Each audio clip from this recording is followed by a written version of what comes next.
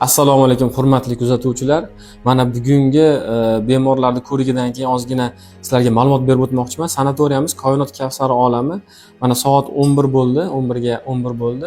Shu vaqtgacha biz 20 taga yaqin bemorlarni ko'rdik. Bu bemorlarning shikoyati, ularda o'sha kasallik tarixlarini o'rganib, analizlarni ko'rdik.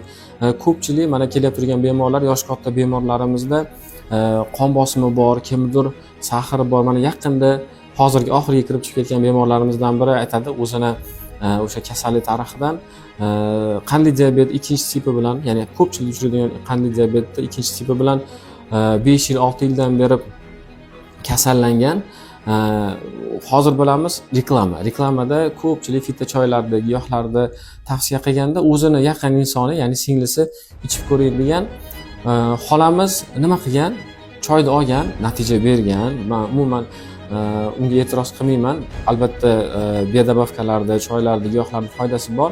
O'zi bat sotyap turgan, sizga tavsiya qilgan inson aytadiki, bu biologik aktiv qo'shimcha, ya'ni yordamchi deb.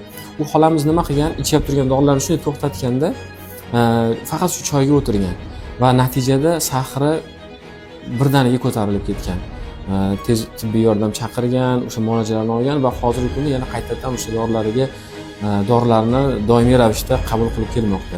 Men nima demoqchiman? Inson baribir sog'lig'iga ahamiyat berish kerak. Ichib turgan dorilarini, ya'ni vrach nazoratidan har doim o'tib turish kerak. Hozir mana bizga keldi, sanatoriyamizdagi bor muolajalar, ya'ni xolamizga kerak bo'lgan fizlecheniyalar, servodorodli suvlarni yozib, qo'shimchasiga shu 5 kun dam oladimi, 1 hafta dam oladimi, biz o'zimiz tavsiya qilib kerakli dori-darmonlarni qo'shib berdik. Xudo xohlasa, bu bizda birinchi marotaba emas. Bunaqa kasallar oldin ham kelgan, natijasi 100% bilinadi.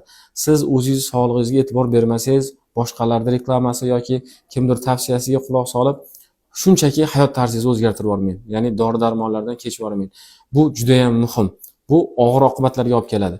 Bizni sanatoriyamizga tashrif buyuring. Sizni qanaqadir kasalligingiz bo'lsa, nimadir qiynayib turgan bo'lsa yoki oddiy dam olmoqchi bo'lsangiz ham kelsangiz, Xudo xohlasa, sizni mukammal davolab o'sha yechim topamiz. Rahmat.